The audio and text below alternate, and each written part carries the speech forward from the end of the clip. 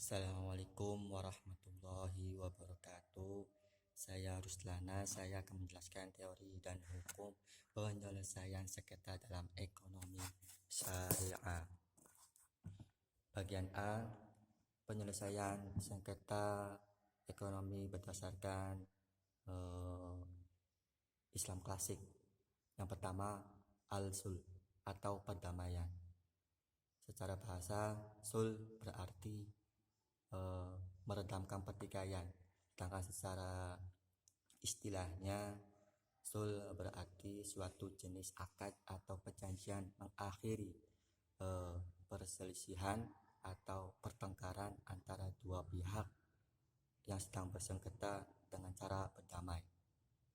Adapun pelaksanaan perdamaian ada dua. Yang pertama, di luar sidang pengadilan. Itu dilaksanakan baik oleh mereka sendiri atau meminta bantuan kepada orang lain sebagai penengah. Terus yang kedua, di dalam sidang pengadilan. Di dalam sidang pengadilan itu saat berlangsungnya pada saat perkara diproses dalam sidang pengadilan sesuai dengan undang-undang dan yang dipimpin langsung oleh hakim. Yang kedua, tahkim atau arbitrase. Tahkim adalah pengangkatan seseorang atau lebih sebagai wasit oleh dua orang yang berselisih atau lebih guna untuk menyelesaikan perselisihan secara damai. Ketiga, wilayah al-qadha atau kekuasaan kehakiman. Al-qadha atau peradilan secara bahasa artinya memutuskan atau menetapkan, sedangkan secara istilahnya menetapkan hukum syara pada suatu peristiwa atau perkara untuk menyelesaikannya secara adil dan mengikat. Dan adapun kewenangan yang dimiliki oleh lembaga ini ada menyelesaikan perkara-perkara yang tertentu yang berhubungan dengan masalah keperdataan dan masalah pidana. Nomor B, bagian B, penyelesaian sengketa ekonomi syariah secara hukum positif. Nomor 1, perdamaian dan alternatif penyelesaian sengketa.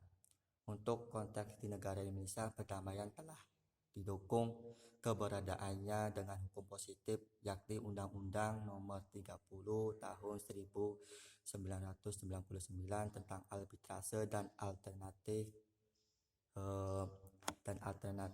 penyelesaian sengketa.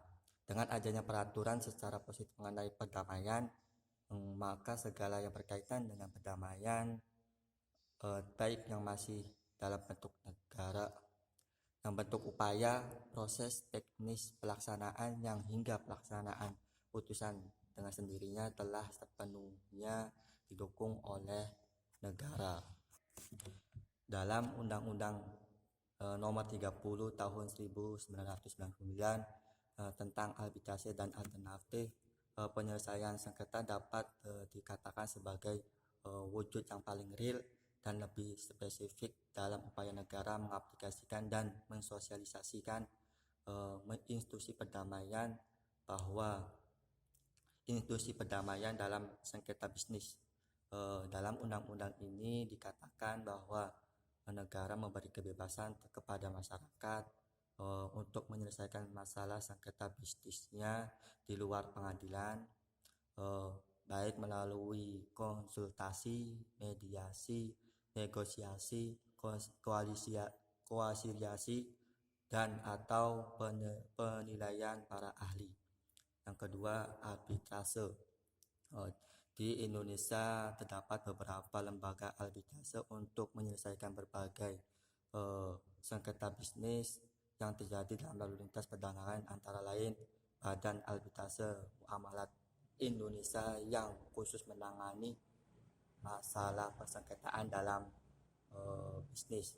Terus Badan Arbitrase Syariah Nasional yang menangani masalah-masalah yang terjadi di pelaksanaan di bank syariah, dan Badan Arbitrase Nasional Indonesia yang menyelesaikan sengketa bisnis beragama Islam maupun non-Islam. C. Penyelesaian sengketa ekonomi syariah secara litigasi.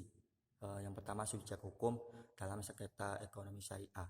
Subjek hukum adalah setiap pihak sebagai pendukung hak dan kewajiban. Dari definisi tersebut dapat dikatakan bahwa subjek hukum adalah pelaku hukum. Jadi yang dimaksud subjek hukum terkait dalam bahasan ini adalah para pelaku yang terkait dengan proses sengketa perbankan syariah. Para pelaku hukum yang terlibat dalam sengketa perbankan syariah adalah pihak-pihak yang melakukan tindakan hukum, yaitu berupa perjanjian syariah dan kemudian pihak-pihak tersebut menjadi terikat dalam hasil tindakannya tersebut. Pihak tersebut bisa perorangan maupun di lembaga. Yang kedua, tata cara pengajuan terhadap sengketa ekonomi syariah di pengadilan agama. Kewenangan relatif atau untuk menentukan pengadilan agama mana yang berwenang menangani sengketa perbankan syariah yang terjadi tersebut dapat digunakan dua cara.